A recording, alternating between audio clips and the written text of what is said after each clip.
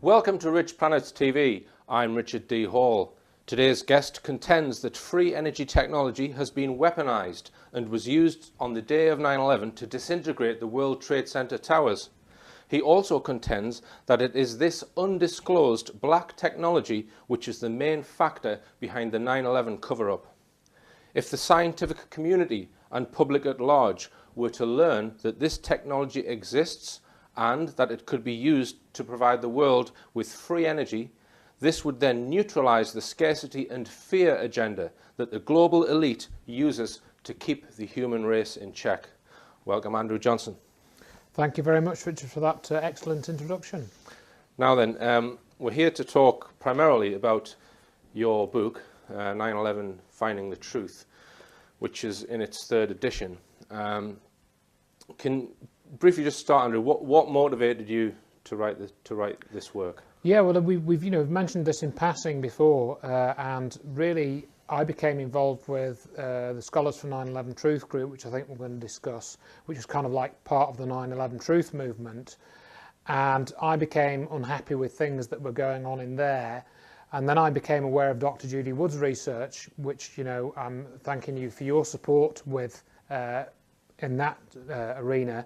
And I, once I got involved with that, there became a need, as I saw things, to document what was actually going on, because I saw that certain people were acting to try and keep that research marginalised, and that's what I wanted to document. Okay. So you've documented a lot of correspondence because you were closely involved with various different scientists who were involved in trying to find the truth about 9/11, and you believe that some of those people aren't quite what they seem, as you spell out in your book. We'll come on to the book, but there may well be people watching this show who still believe that hijackers in large aircraft flew planes into the World Trade Center, and that then caused them to fall. And I was just looking on the internet to prepare for this interview, Andrew, and the BBC, they still have their original news report on their website, which is from the 13th of September. This is 2 days after 9/11, and it says in their little, very scientific diagram here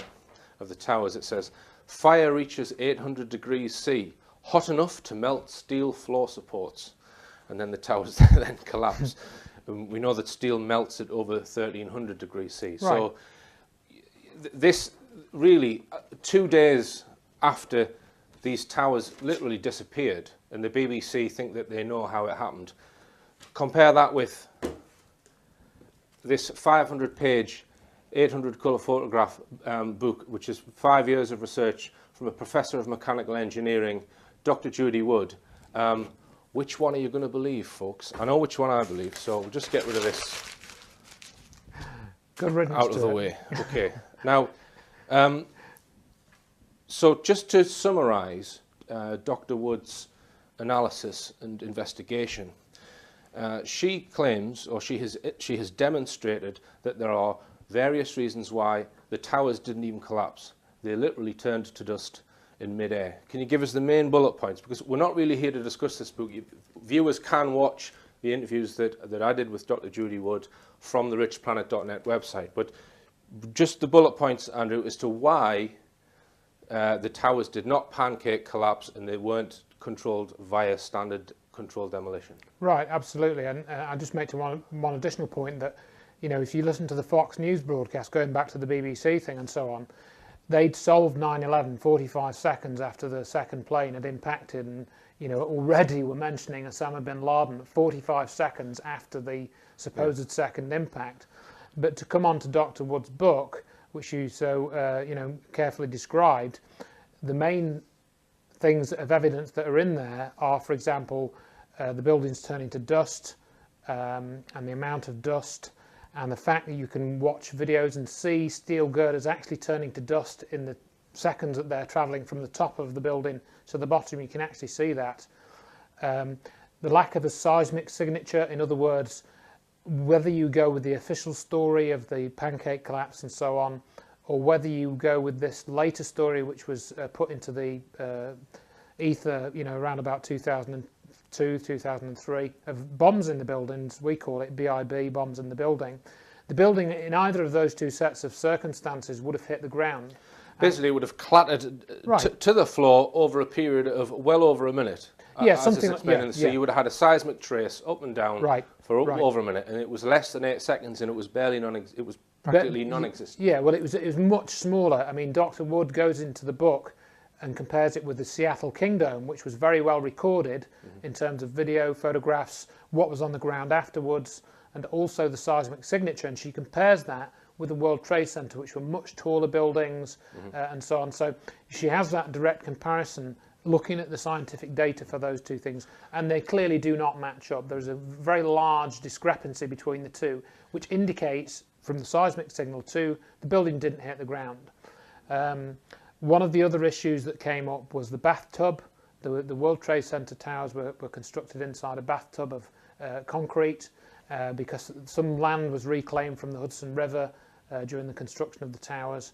And this structure was not substantially damaged. There was a small amount of damage, but compared to the conflagration which of the buildings coming down, or what was claimed, there was virtually no damage to the structure. Now, I was sitting in the pub reading your book, Andrew, a few days ago, and a guy comes sit next to me. He said, "Do you mind if I ask what you do?"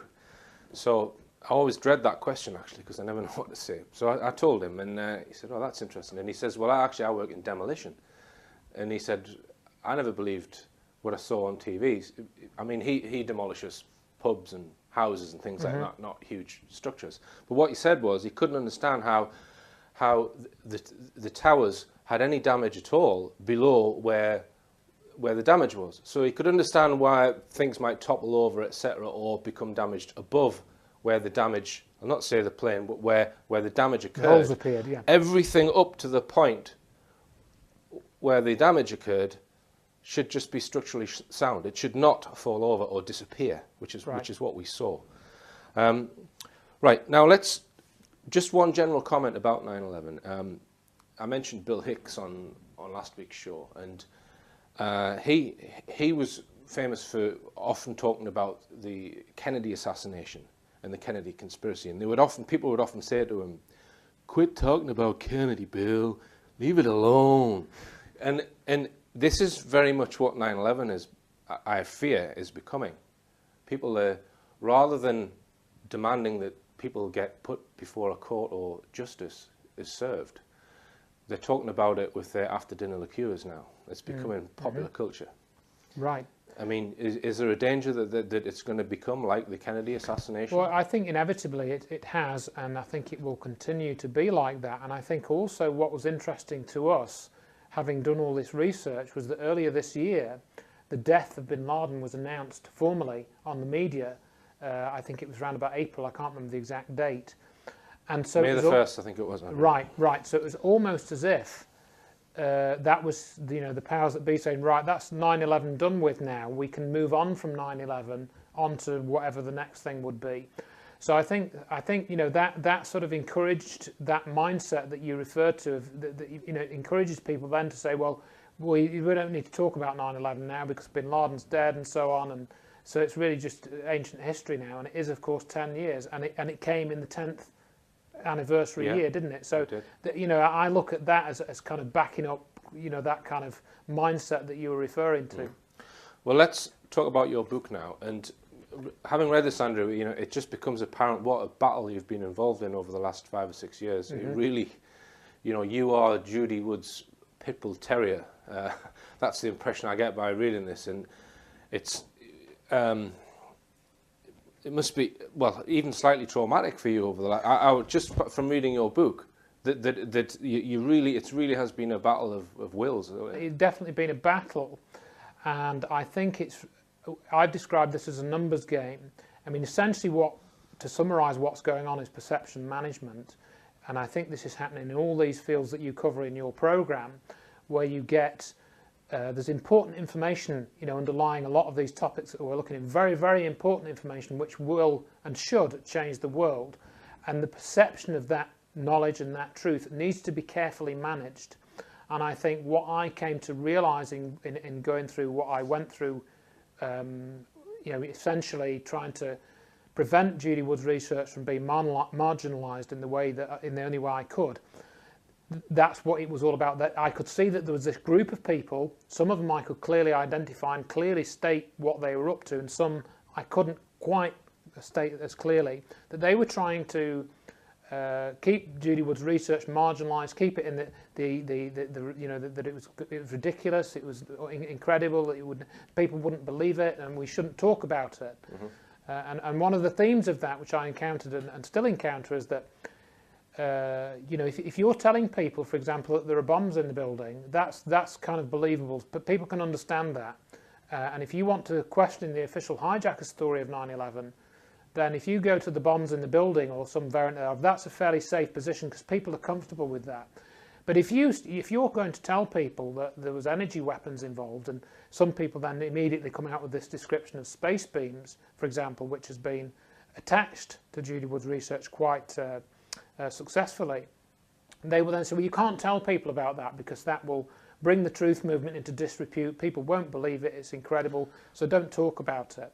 And I think those are sort of two of the main sort of themes which came out from writing the articles that I did. Okay, now let's come on to some of the characters that you mentioned in your book. Some of them are scientists, some of them are not, and they're all essentially people who have been trying to find out the truth about 9/11, or who claim that that's what they've been trying to do. But you believe that some of them are working for, indirectly probably, the people who orchestrated it, in that they're some kind of agent. They're there to infiltrate a truth movement.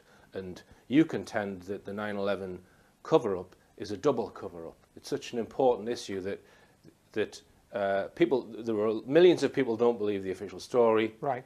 So there was another layer of falsehood put into the story, which was that the towers were destroyed by controlled demolition, which is what the majority of the truth movement probably still buys into.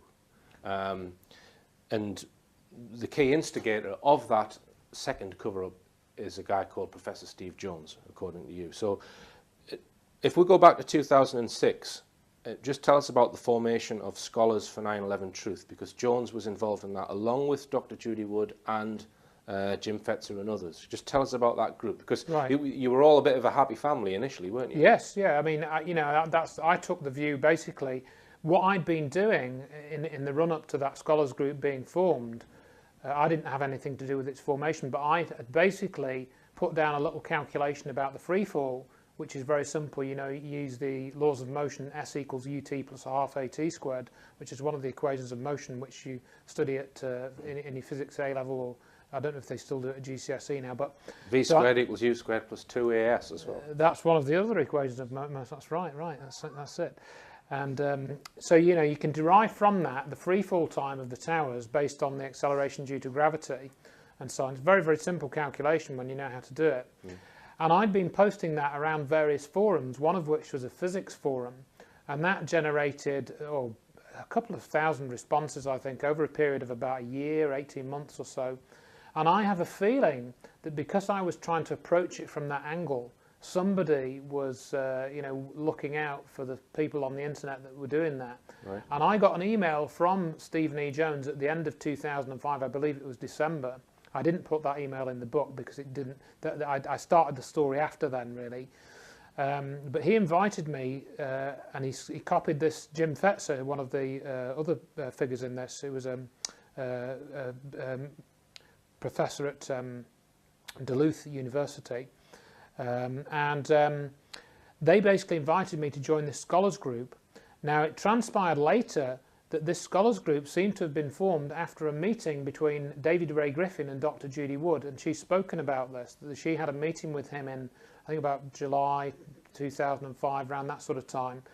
And Dr. Judy Wood gave David Ray Griffin her card, and she said, well, we need to get some scholars together to actually question the official story and so on. And it was then at the end of 2005 that this group formed. Now, it turned out later that Stephen E. Jones, I found out about a year after this, that he was connected to the cold fusion research in 1989. And that was a very interesting connection because that had a direct connection into energy, the energy issues. But basically, yes, I was invited to join the scholars group, and I thought, hooray, hooray, you know, there's some academics are actually trying to do something now after, you know, 4 years of just nothing really. And then they started to write press releases, and they started to make statements in the public arena with apparently some academic clout behind them. And that really lasted for about a year or so. And then as far as I was concerned, but then in August 2006, in other words, about 8 months after I joined the group, Dr. Judy Wood and Dr. Morgan Reynolds published this article because they were very unhappy that Stephen E. Jones had been promoting that thermite was one of the main causes of the destruction of the buildings. Thermite is not an explosive. And when Jones put this into his presentation in February 2006, he said thermite plus other explosives. And I bought into the thermite story initially because I'd assumed that people like Jones and Fetzer, as you were saying in the introduction, were legitimate scientists or legitimate academics, and their agenda was to find out the truth of what happened. And indeed, in the scholars group, I think it was Jim Fetzer said, we're a group of academics, we want to investigate 9/11 and let the chips fall where they may. And that was kind of like, well, that to me was saying, well, we don't mind where this goes, we don't mind where the information goes, as long as we follow it, we're going to find the truth. That to me was their ethos, which of course I agreed with. And Morgan Reynolds, he's a physicist, yeah? No, Morgan Reynolds is actually an economist. All right. They basically, both of them were questioning the thermite story. Right. They were the only two. All the other Judy scholars, Wood. Right, yeah, okay. Dr. Judy Wood and Dr. Morgan Reynolds were essentially questioning the thermite story. And Dr. Wood had had various debates with Stephen E. Jones in email, and sort of said, well, why are you saying this with thermite when we don't really have enough evidence at this point to say that, yet you're claiming that that's what was used. And then Jones published this paper, which Dr. Judy Wood certainly didn't endorse, and he published that at the end of 2005, and I was one of the reviewers on that. And I mean, with my limited knowledge at that time, I couldn't see anything wrong with it. And now I look back and I think how silly I was. And one of the key factors that I found out later was that Stephen E. Jones asked for help with producing this video clip, which he claimed showed thermite, reacting in the towers just before the so-called collapse. And I edited this video clip together for him from two segments that were, one was on Camera Planet and one was somewhere else. And he asked me to do that, and I sent him it because he said he was going to do a PowerPoint presentation. And I then later realised that this helps to understand how these groups work. I was used to put out disinformation because I now know from Dr. Wood's research that thermite had nothing to do with the destruction of the towers. Okay. And then eventually that group splintered. Right. And Fetzer, Wood and Reynolds, they formed their own group. Right. And then Jones kept on with the original group, is that right? Well, essentially what happened was that's almost right. Jim Fetzer, originally, he kicked out Judy Wood and Morgan Reynolds from the scholars group for being too controversial, because Morgan Reynolds had produced this paper about how there were anomalies with the plane crashes at the World Trade Center, implying that what hit the towers wasn't planes. Basically, there was very little deceleration on impact. That was right, one that of the was main one of the things. main factors, Yeah. exactly. And Jim Fetzer claimed that this was far too controversial for the scholars group, and therefore they didn't want to associate. And Dr. Wood was talking about energy weapons. No, that was too controversial. She wrote a paper called the Beam Weapons. Star Wars Beam Weapon was what its original title was, yeah. Yeah. And that, of course, then attracted later sort of criticism of that. But because of the way she'd done that, and she's spoken about this, because she was seeing all these strange effects, she didn't really know what to call it. She knew it wasn't explosives, she knew it wasn't a gravity fire collapse, so she was a bit lost to know what to call it. All she could see was the energy effects at that point, and that was sort of between 2004 and 2006. All right, Nan, well, I'll just interrupt you there because we're going to go for a break, and after the break we'll be talking more about some of the characters involved in the 9/11 cover-up.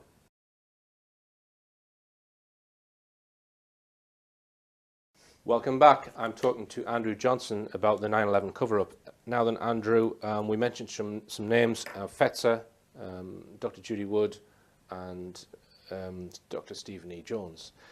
So that Wood and Fetzer and Reynolds, they formed another group. What was that group called? Well, basically what happened was there was an argument over the website name, and then this Fred Burke's character was involved with that as well. And I'll mention Fred Burke's because he's also got a website called wanttoknow.info, which is commonly referred to.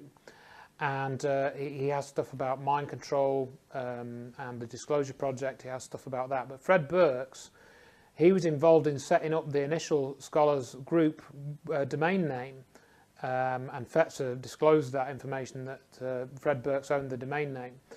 And Fred Burke's wouldn't give the domain name back to Jim Fetzer, and there was this sort of argument about it or something. I can't remember all the details, but so there was that going on. It was like you could see that there was this, the arguments became not about 9/11, but about how the group should be run and all this sort of thing.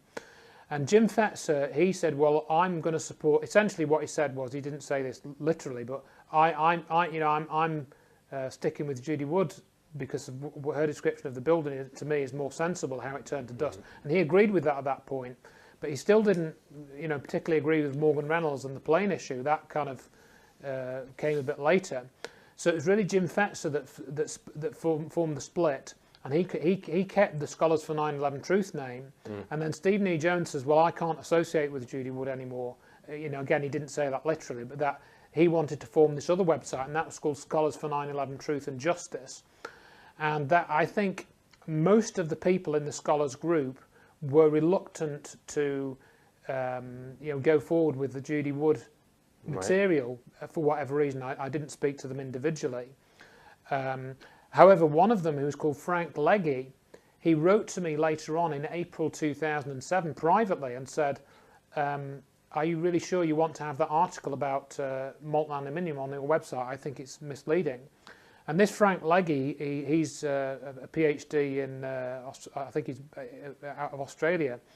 And I'm thinking, why is this guy writing to me? Why is he writing to me about what's on my website? And so I asked him that question. Well, why my website?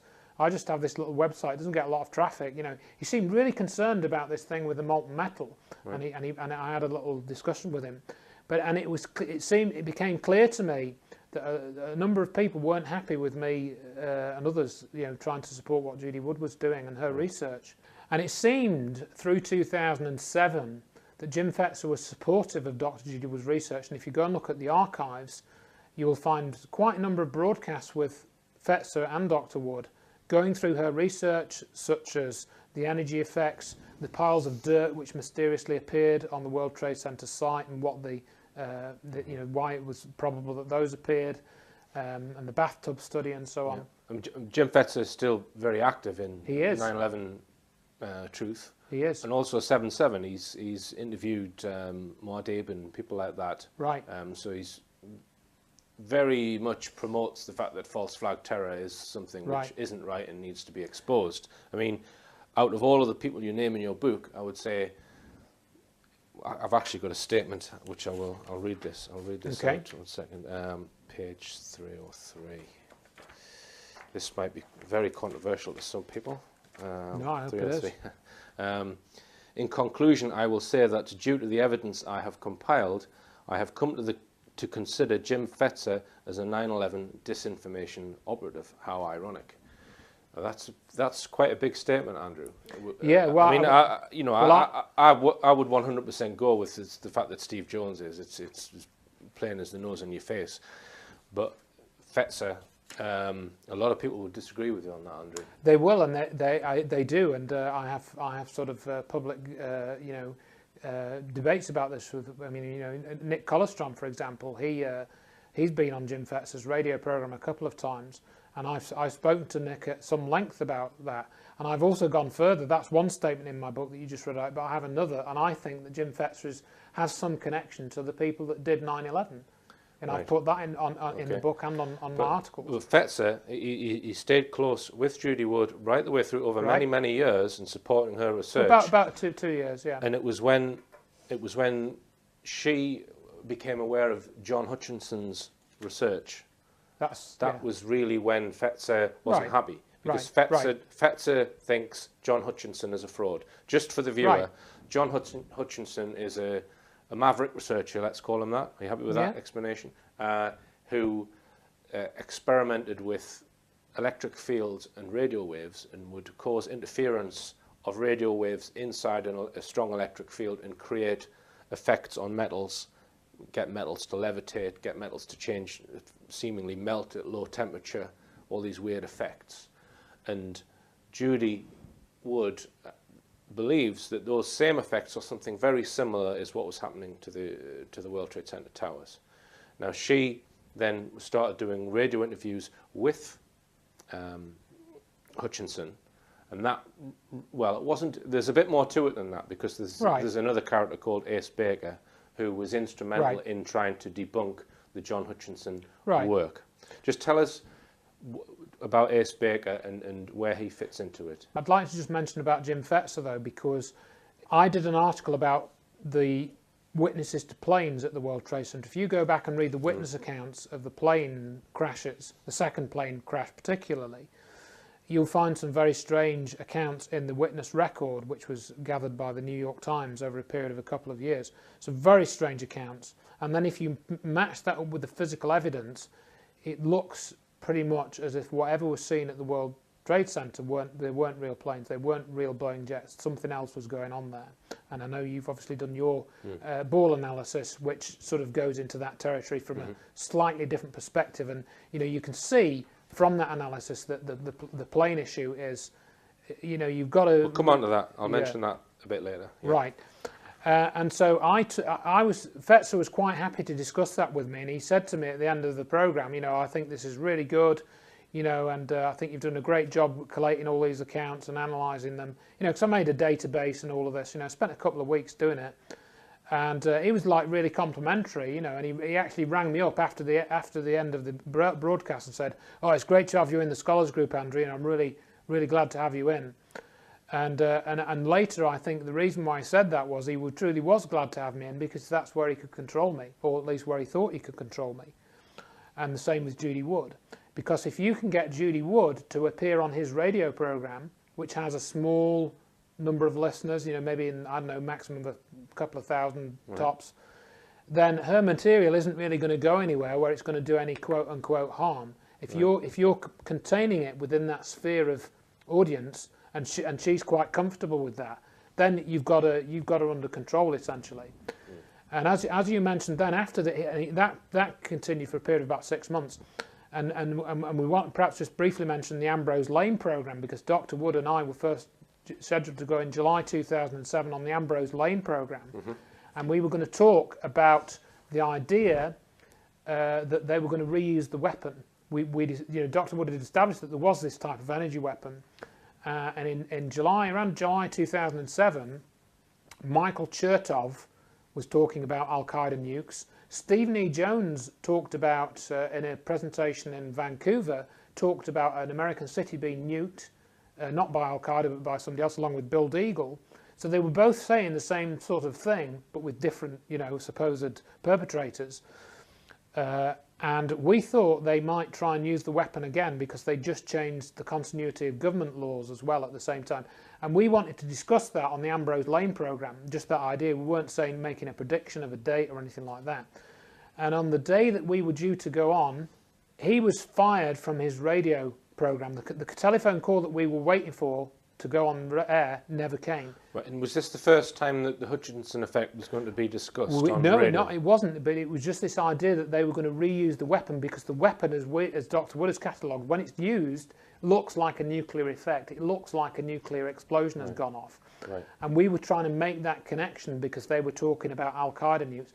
And it seemingly that was very dangerous to somebody, because he was off his program. He was sacked. He was driving into his parking space that day, and he was sacked from his program. Right. So we knew at that point that we were onto something. Something was going on behind the scenes. And I think then to extend that into what you were saying, the Hutchinson effect connection was made by Dr. Wood sort of late 2007, and we discussed that privately. And then in early 2008, we went onto the Ambrose Lane program, a different one, which was his local program, not his national one. in Washington DC, and I actually went across to America and met Dr. Wood, and we went into the studio and we did the broadcast, and I've got a DVD of that. And we discussed the Hutchison effect evidence, and how you mentioned earlier on, how you had the levitation effects in the Hutchison effect, and then you had the levitated cars. You had I can just read it here. The Hutchinson effect is a collection of phenomena discovered accidentally by John Hutchinson in 1979 during attempts to reproduce the work of Nikola Tesla. Hutchinson uses radio frequency and electrostatic sources. The Hutchinson effect occurs in a volume of space where the beams intersect and interfere. The results are levitation of heavy objects, fusion of dissimilar materials such as metal and wood, anomalous melting without heating of metals, without burning adjacent material, spontaneous fracturing of metals, etc. So that's what Hutchinson has found, and it was classified by the Canadian government, some of his research. Right. Is that? Yeah, I mean, this was one of the key things. I mean, we had documents that John had given us, copies of letters from the Canadian government saying that we've been looking at your research, but we're now classifying it as a matter of national security. Mm-hmm. So is that what you do with somebody who's a fraud? Mm-hmm. You know, would you? And prior to, I mean, I knew about the Hutchinson effect in 1999. That's when I'd first come across it. That's when I first heard of it, in a book by Albert Budden, which was called The Electric UFO. And soon after that, in Nick Cook's $1 Billion Secret documentary, which is still available online, you can hear it referred to there. So I was already familiar with John Hutchison's work by then. And Jim Fetzer claimed that I was taking this for granted. That was another argument I had with him. He said, "No, you're taking this for granted." No, I've heard about this, Jim. Now let's just introduce Ace Baker, who is a video expert. Yeah. Someone who is good with animation and analysing video footage, that kind of thing, who has analysed some of the news footage that was shown on 9/11. Right, yeah. With the objective of exposing false flag terror. So he's one of the truth movement. He was. Ace Baker, or is, whatever opinion you want. Now, so he then sends some emails out saying that he has bought or is buying a Tesla coil, which is what's needed to reproduce the Hutchinson effect, and various other pieces of kit. So he puts out this information, and then a short while after, he makes some videos where he's trying to repeat some of Hutchinson's videos, levitate cans of lemonade or that kind of thing, and get metals to fuse together, etc. So he produces some videos and says, "Look, I've duped you, just same way that Hutchinson duped everyone when he made his video." So he's trying to prove that Hutchinson is a fraud. So just expand on that, Andrew. Well, that was interesting. Again, you know, one of the aspects that comes up in all of this is the timing, because we did this broadcast on the Ambrose Lane show, which was essentially the first time that the connection between 9/11 and the Hutchinson effect was made in public. It was right after that broadcast, I think within a couple of days, that Jim Fetzer, basically started to try and dissociate himself from Judy Ward, or say that Hutchinson was a fraud, and he threatened her. And then Ace Baker, as you said, he came out with this story that he bought a Tesla coil on eBay, and then he'd reproduced the experiments using a Tesla coil and something else. As he said, he made a video. He posted this on YouTube. You look at these videos and they're good quality, they look convincing. You can see he's gone to quite a bit of trouble. One of them uses like a toy doll's house, and he's put some samples in there. He later explained how he did it using magnets, whereby he split the screen, he had a corner of the screen which was just, he did a blue screen or whatever, or just a video mask on it. Mm-hmm. He then set up an upside down film camera, and he filmed things actually falling down. But when you turn the image upside down, it looks like they're going upwards. Right. And that's essentially what he did. And he said, well, that's what John Hutchison did. Right. And that was his claim. So in other words, his basic claim was, I've produced a video simulating some of the effects that John Hutchison has. Therefore, John Hutchison's videos are fraudulent, and he doesn't have an effect. Right. Now, and Jim Fetzer sided with that analysis. He did, yes. He basically said, well, I think that Ace is right because he's an expert in video processing, video analysis. And as you mentioned, he'd done this very interesting analysis of the Chopper 5 video from 9/11. So we thought he was on our side. Mm-hmm. And for him to come out, and he essentially then went even further, and he ended up making this $100,000 bet to John Hutchison to say, look, John, you know, I know you're a fake, so I want you to reproduce the Hutchinson effect for me, and if you can, I want you to levitate this wrench. That was the agreed thing, and they had this levitate a wrench. Yeah, a spanner. Yeah, a spanner. You know, and if you can do that on demand for me, you know, you'll win the bet. Right.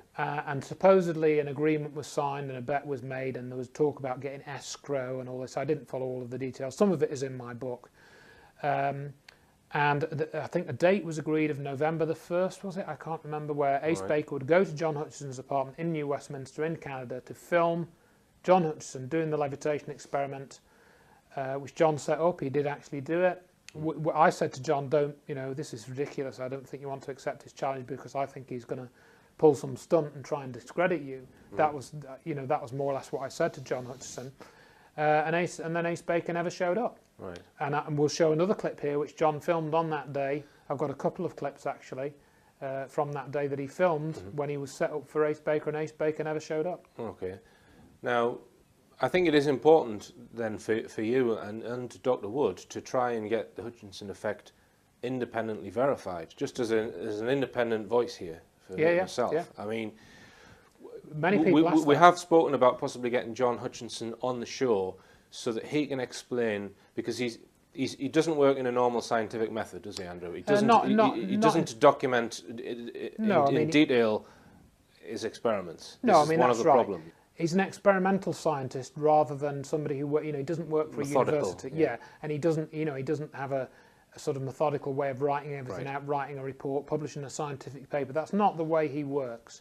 But one thing that you did have, because we were talking off camera, is a list of equipment that he was using. If people, because, you know, there may be people watching this show who are absolutely, they've got a Tesla coil in their shed, maybe they want to have a go. Right. Maybe they want to use some equipment at a university that they work at to try and repeat this effect. Yeah, I mean, so is there information that you know, an engineer or a scientist can look at in order to try and repeat this effect? We've got some of that information, but I think, you know, as also we were discussing, John sold a lot of his lab equipment. Again, there's a bit of a story behind that. We'll try and get a list before this goes out of a list of the equipment that he uses. Yeah, we're going to try and get a list together. I think, you know, again, I put a list on John's website, or the website that I made for John, which is thehutchinsoneffect.com. Right. You know, people can go and look at that anyway, because they'll find lots of interesting information, which I've essentially collected on that website, all about the Hutchinson effect. You know, and we will try and do a telephone interview with yourself, where John can explain in his own words how he creates the effect. Right. Can't get any further than that. Right, absolutely. But I think, you know, people do ask me the same question. It is a valid question, of course. How can this be reproduced? And there are a couple of difficulties, one of which is that John uses 2 tons of equipment in the past. He actually uses a set of microwave generators, ex-military radar equipment and so on, as you mentioned, a Tesla coil or a Van de Graaff generator.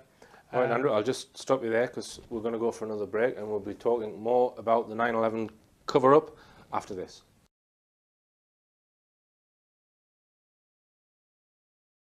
Welcome back. I'm talking to Andrew Johnson about his book 9/11 Finding the Truth, which documents a lot of correspondence, well, between Andrew and some of the other 9/11 truth seekers or 9/11 scientists who've been trying to find out the truth about 9/11 over the last, well, I would say 5 or 6 years. Now, Dr. Judy Wood's assistant, Michael Zabur, who was helping Dr. Wood, had some inside knowledge of energy technology. Can you expand on that, Andrew? So it would appear, I mean, you know, when we found this connection between Stephen E. Jones and cold fusion, which we weren't aware of initially, I'd never heard of him in that capacity, but I knew about cold fusion. And so when this came up, I think in 2007, we saw this video of him in this year 2000 documentary called Heavy Watergate. You can see Stephen E. Jones in this documentary mentioned and referenced. And he's mentioned in Eugene Malov's book. Dr. Eugene Malov was a researcher who resigned from Massachusetts Institute of Technology over the cold fusion affair. Because he knew and could prove that cold fusion worked. Yes, essentially. It produced energy from the quantum vacuum or wherever. Wherever it's a nuclear. The other thing is it's some type of nuclear reaction, and this is what the Hutchison effect also seems to create. It's some type of nuclear effect which comes into play both in cold fusion and in the Hutchison effect. If you look at the way that materials can be transmuted, for example, that's a common element in this. Now, Eugene Malov was murdered in 2004. He was, which coincidentally was just over a year before Stephen E. Jones came onto the scene. And Eugene Malov's book mentions Stephen E. Jones on 100 pages. So he knew, he was very familiar with Stephen E. Jones. Michael Zabur, who had access to Malov's work. Essentially, he probably would have because, well, basically, Michael Zabur wanted to tell Dr. Wood that he knew about energy. And it turns out that Michael Zabur had an uncle called William Zabur, who ended up working with Eugene Malov on this New Energy Foundation, which was basically a project they started to try and find research funds for people, for example, like John Hutchison, to continue looking at this new energy technology, this free energy technology. And Michael Zabur was murdered in 2006. He was murdered just after Dr. Judy Wood filed the request for correction to NIST, or it was around that time, or around the time they published this paper. Well, let's come on to that request for correction. I think it was, when was the NIST report submitted? Well, basically that also involves, I think, involves Stephen E. Jones to an extent, because 2005. 2005, the NIST reports came out. NIST is the National Institute for Standards and Technology. They were given a mandate by Congress and given several $1 million to investigate the destruction of the World Trade Center. Why did the World Trade Centers disappear? Right. For want of a better word. Right. That was their remit. They had to produce a scientific report. Scientific this report. Is official government body. Correct. But and they employed subcontractors. And can you name those subcontractors, Andrew? Correct. Yeah, they employed 23 subcontractors, but the two most interesting ones are Science Applications International Corporation and Applied Research Associates. And both of those companies do research or manufacture of directed energy weapon systems. So, you can go and check that out. You can look at their websites. Applied Research Associates have a contract with the US government to know anything about directed energy weapon systems that any country might have and what their capabilities are. So the companies that the government employed to write the report on why the towers disappeared are companies who were involved in directed energy weapons research. Correct, or at least two out of the 23 were, and of course Boeing were consulted. I don't think Boeing were paid money by NIST, but Boeing are also involved in directed energy weapons research. Now, so Judy Wood, she read the NIST report and probably laughed at it, I would guess. Well, to some extent, but you see, Jones came onto the scene just after the NIST reports came out. So my contention is that when these 10,000 pages of reports were put into the public domain, there were going to be figures that, as you alluded to with your sort of actions there, we're going to look at these and think, yeah, there's some very interesting stuff here, and I don't believe this explanation. So it's my contention that Jones was brought onto the scene as part of a sort of package deal, in that he would then say, oh, well, I've looked at these reports, I'm a physicist, and I've seen evidence of thermite. Right. And therefore he could then attract some of the skeptics into his camp and again manage them and know what they were up to. So Wood and Reynolds, they put in an official request for correction. That was in 2007. They said, look, this is a flawed report, a NIST report. Please correct it. Correct. And they didn't, so they then took legal action. Correct. To say that they're committing fraud because because it is not scientifically plausible what's in that report. Right.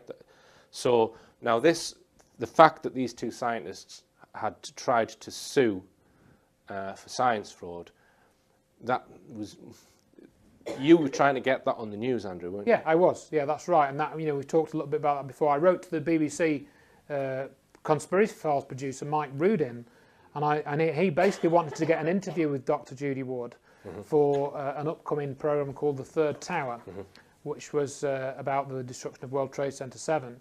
And he, in his email, he says basically, I just want to have a quick chat with Dr. Wood about her research, and you don't have a quick chat about something this important, on the phone.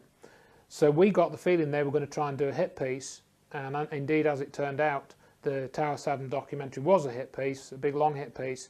So I was rather glad that we managed to not have Dr. Wood associated with that and not have any of her references or material referred to, because it would have been in the wrong place. And I asked Mike Rudin I asked him basically to make a deal with me. When I heard reports going out on the BBC that 2 US professors had sued US government contractors for fraud over 9/11. When I heard that go out as a headline, I wasn't expecting them to go in any detail, but when I heard that go out on BBC News as a headline, then I would know that he was, being legitimate and honest, and he would get his interview.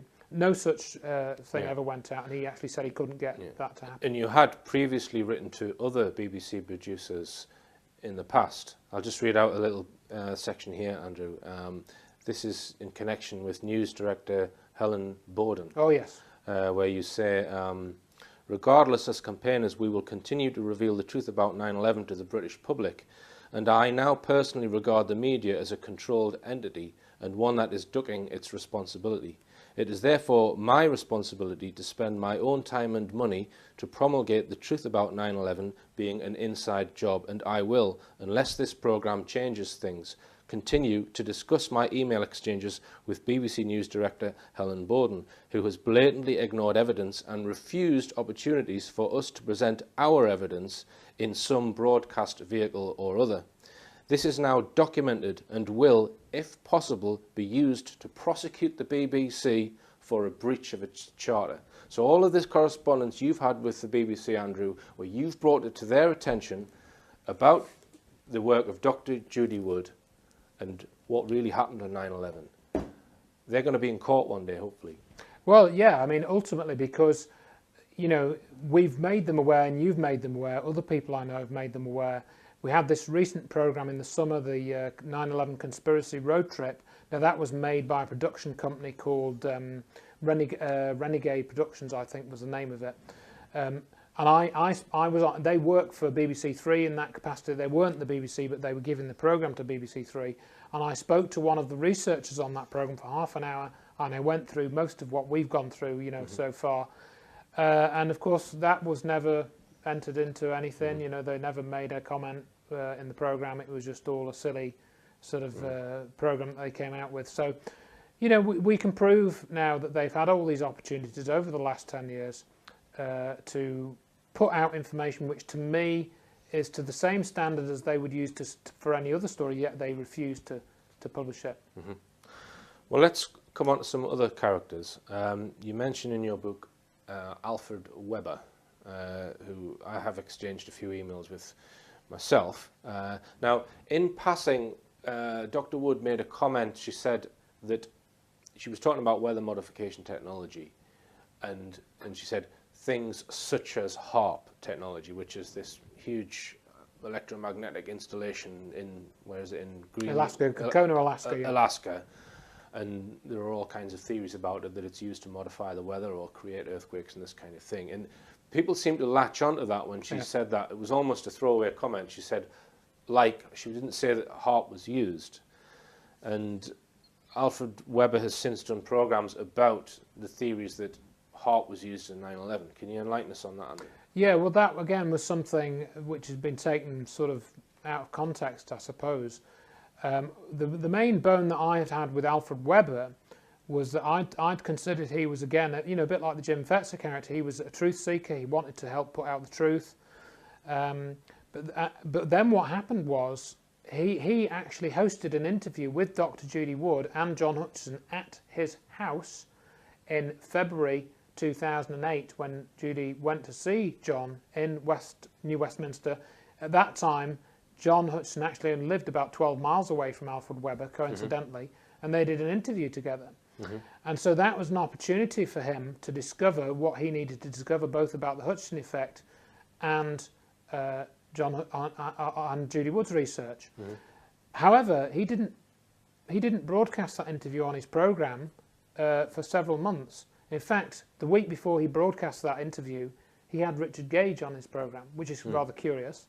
Richard Gage was the Architects and Engineers figurehead. We'll come on to him. Yep. And then later, after that interview had been recorded, Alfred Weber in that interview was very positive, and he was sort of, giving very high sort of complimentary remarks to Dr. Wood and John Hutchison about how this all hung together. But then I think it was a couple of months later he did this interview with this other scientist, or she claims to be a scientist. As I understand, she's not a scientist. She worked in some type of computer systems development at Lawrence Livermore Laboratories in the States. Lauren Murray. Lorraine Murray. Lorraine Murray. Yeah. They did this interview together. So she was advocating that possibly HARP was used to destroy the towers. Right. So basically what she did, if you listen to that interview, and it's on... I've got a quote here. I'll quote it, Andrew. Lauren Murray says, Alfred Weber asks her about the use of HARP to destroy the towers, and Lauren Murray replies, well, it was really Judy Wood's presentation which had the physical evidence and the photos which are not available. They haven't been. And then Weber interrupts and he says, without referring to Judy Wood, in your own words, why do you think HARP caused it? So why is he specifically telling her not to talk about Judy Wood? Right. And that's an absolutely valid question, and that is the question that we asked ourselves. And I think a follow-on question to that one is, why didn't Lorraine Murray then say, Alfred, why are you asking me not to mention Judy Wood? It was her research that showed me this. That's why I'm mentioning this. But she complies, and then she doesn't mention Judy Wood. This is very, very strange behaviour for two people. You mentioned the ball analysis earlier, Andrew, which was an animation that I did, and an analysis of the NBC, what they call the ball footage. And I'm actually doing work on that now. I'm modifying my theory slightly because I got a lot of feedback from it, and there are a few, shall we say, errors in it. I admit that it's not fully correct. I'm adjusting it, but it's under development, shall we say. Now, Alfred Weber, he saw that video and he wanted to interview me on it, but he wrote a long article about that video, and he mixed in a whole load of other stuff about Tesla technology and about Stargates and all of this sort of stuff. So I said to him, look, I'll be interviewed on your show, because he wanted to interview me, if you rewrite that article and post it to your member base without referring to any of the other stuff that you've mixed in, and tell people that this is a correction. I never heard from him again. So for me, he was trying to mix in a whole load of gibberish with the analysis that I'd done. Right, and that's the way that this information works, is you get the good material, which is fairly clear cut, and then if you can associate that with stuff that's more woolly or not proven or not provable, then you can dilute the good information, and really in people's minds you can introduce doubt, and that's what this is all about. Now, doesn't Weber have a military connection at some point? I don't know exactly what Weber's connections are. He claims to be an international lawyer, but I don't. And I know he's been connected at some time with Stanford Research Institute, SRI, which is also where Colonel John Alexander worked. And Colonel John Alexander, I mention him because he went to spend 4 months with John Hutchison in 1983 to investigate John Hutchison's research at that time. So we got some connections there. Yeah, he does entertain some wild theories on his show. I mean, a lot of people probably think that of this show. Oh, Richard D. Hall, he entertains some wild theories, but I wouldn't agree with that. I like to think that I'm an evidence-based researcher, but one of them, I'll mention his name, Basiago. I don't buy into what he says at all. Time travel, backward time travel. We travelled back in time to get some documents that we left behind, and we travelled forward in time. I know. I've come across that in a similar way as well. But what ended up going back to that interview with Lorraine Murray that he did. We actually had somebody call in to one of the interviews that Dr. Judy Wood did and said, "Oh, you said that HARP destroyed the World Trade Center," and she said, "No, I didn't. That was somebody doing an impression of me." And she'd heard the Alfred Weber and Lorraine Murray interview, or so it seemed, and assumed that Lorraine Murray was actually Judy Wood because she hadn't heard all of it. So she'd heard all this evidence listed by Lorraine Murray, but then heard the explanation of the only thing that was talked about was HARP, and they didn't mention the Hutchison effect at all, even though Alfred Weber had interviewed John Hutchison in his own house. That wasn't mentioned at all in the Lorraine Murray Alfred Weber interview. So why is that? Why is he not mentioning that key evidence? And I think it's because the powers that be need that connection not to be made in the public mindset. Yeah, this is your contention, that, Yes. that the whole cover-up is to keep the energy element of it Correct. out of the way. Correct.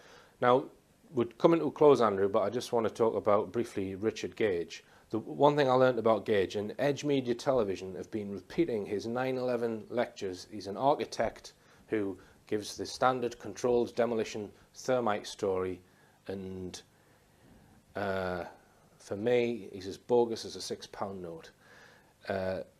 He said that he was asked whether he knew about the seismic activity on 9/11, and he said he hadn't even looked at the data. He's travelling around the world, all different countries, giving these 9/11 truth lectures, and he hasn't bothered to check whether there was a seismic trace. Now, for me, that's a key thing, that someone who is supposedly scientifically putting information forward about 9/11, did the buildings make a clatter when they hit the ground, and how long did it last for, and what was the size of that clatter, basically?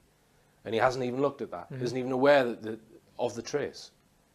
Well, that's right. I mean, we have another video of him, and if my memory is correct on that particular one, he says the reason why he doesn't discuss the seismic data is he doesn't understand it. And that's what he actually says in this video clip. Yeah. So, and there are many issues with Richard Gage. You know, basically, I've written about this on my website, and we have this interview where he describes Dr. Judy Wood's research. He described Dr. Judy Wood as practicing witchcraft because she won't talk about these iron microspheres, which is nonsense, because if you look on page 332 of her book, you'll find the iron microspheres are discussed in her book. So he's lying about that. And the list with Gage goes on and on. You know, I mean, I've got quite a lot of information on him now. Sure. Okay, well, I mean, there's other names on this, on my notes here, Andrew, as well, people who would possibly be surprised at, but we've run out of time, unfortunately, but perhaps we can discuss those if we do another interview at some point with John Hutchinson, so that John Hutchinson can describe in his own words how he creates the Hutchinson effect, and then perhaps we can get someone who's got either the funding or the technical knowledge to be able to repeat that, and then we could put that one to bed effectively. That would vindicate you and Dr. Wood. Right. You know, I mean, basically, as far as we see things, because we've seen all these attempts to cover this up, we know this is the right thing. You know, because of the way that this has been treated by all these figures, we know we're over the target. And just to finish, Andrew, how can people get your book? Well, the book is available for free download from my website, checktheevidence.com. You'll find it in the 9/11 section. So they can get it for free online? Yeah, you can get it as a free download. And I believe when people, if they purchase Where Did the Towers Go, they get a free copy on CD. That's right. I've made it into an audio book, and I've been including the audio CD version of it, or MP3 CD, I should say, and also the PDF file. You get that with Where Did the Towers Go if you get that book. And the book is available on Lulu. So if you want the paperback version, I think it works out to about £9, including postage or something. All right, Andrew. Thanks very much. Enlightening as usual. And it just remains for me to say, believe none of what you hear and only half of what you see. I'm Richard D. Hall. Good night.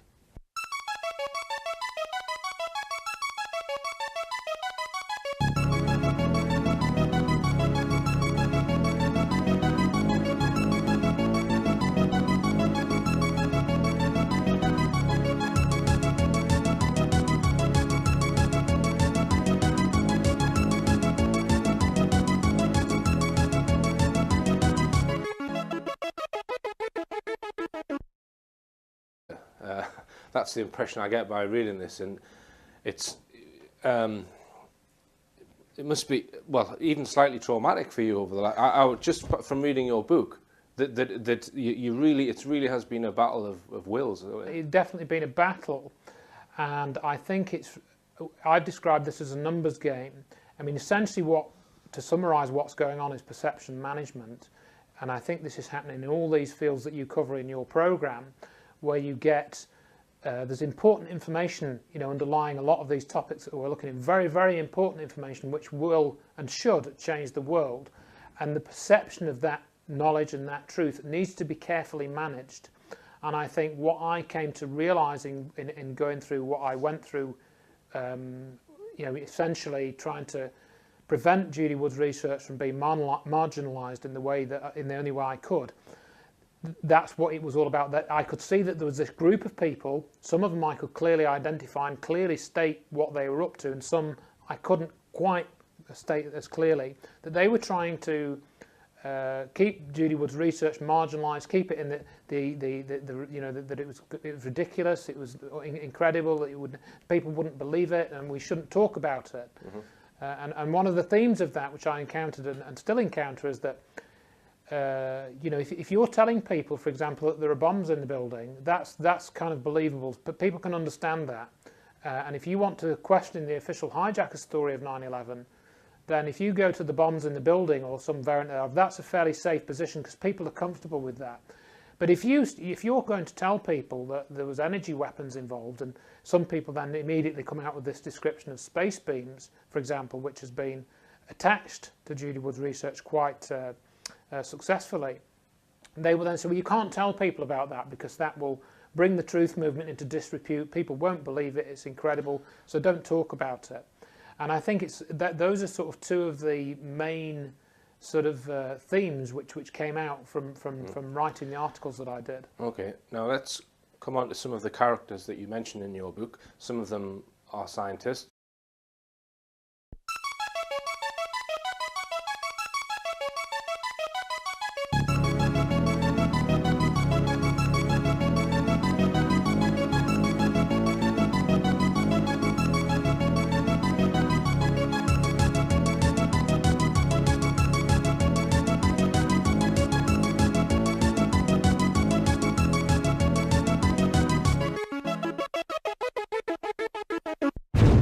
Welcome to RichPlanet TV. I'm Richard D. Hall. Today's guest contends that free energy technology has been weaponized and was used on the day of 9/11 to disintegrate the World Trade Center towers.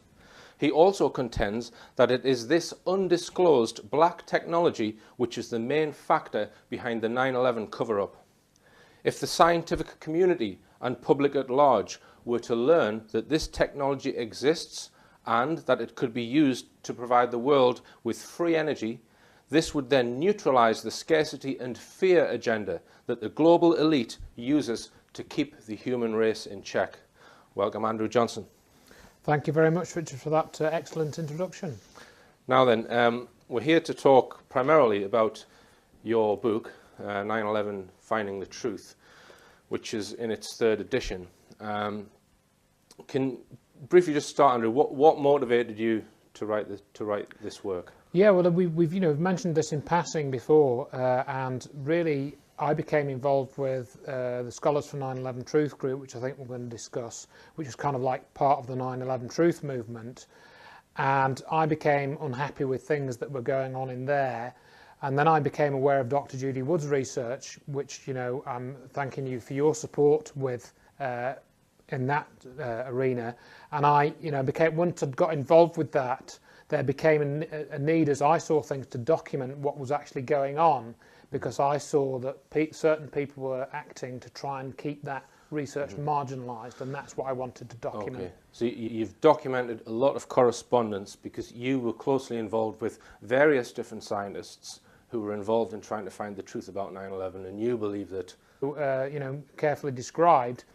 The main things of evidence that are in there are, for example, the buildings turning to dust, and the amount of dust, and the fact that you can watch videos and see steel girders actually turning to dust in the seconds that they're travelling from the top of the building to the bottom. You can actually see that.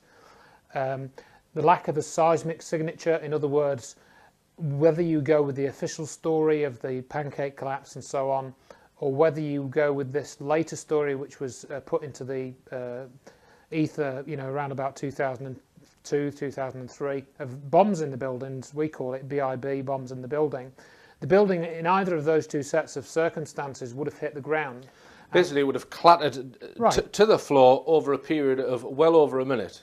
Yeah, something like that. So you would have had a seismic trace up and down for over a minute, and it was less than 8 seconds, and it was practically non-existent. Yeah, well, it was much smaller. I mean, Dr. Wood goes into the book and compares it with the Seattle Kingdom, which was very well recorded in terms of video, photographs, what was on the ground afterwards, and also the seismic signature, and she compares that with the World Trade Center, which were much taller buildings, and so on. So she has that direct comparison looking at the scientific data for those two things, and they clearly do not match up. There's a very large discrepancy between the two, which indicates from the seismic signal too, the building didn't hit the ground. One of the other issues that came up was the bathtub. The World Trade Center towers were constructed inside a bathtub of concrete because some land was reclaimed from the Hudson River during the construction of the towers.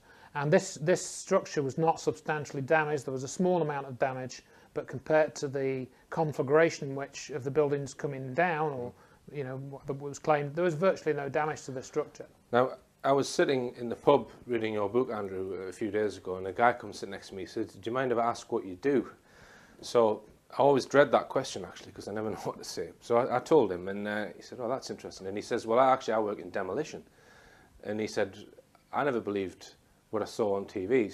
I mean, he demolishes pubs and houses and things like that, not huge structures. But what he said was he couldn't understand how the towers had any damage at all below where the damage was. So he could understand why things might topple over, etc., or become damaged above where the damage, I'll not say the plane, but where the damage occurred. The holes appeared, yeah. Everything up to the point where the damage occurred should just be structurally sound. It should not fall over or disappear, which is what we saw.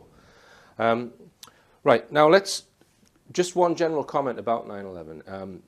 I mentioned Bill Hicks on last week's show, and he was famous for often talking about the Kennedy assassination and the Kennedy conspiracy, and people would often say to him, "Quit talking about Kennedy, Bill. Leave it alone." And this is very much what 9/11 is, I fear, is becoming.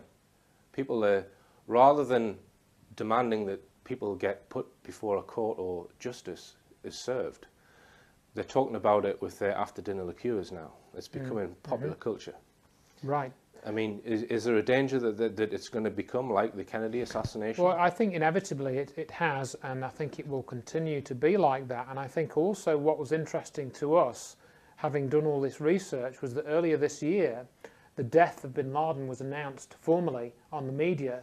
I think it was around about April, I can't remember the exact date.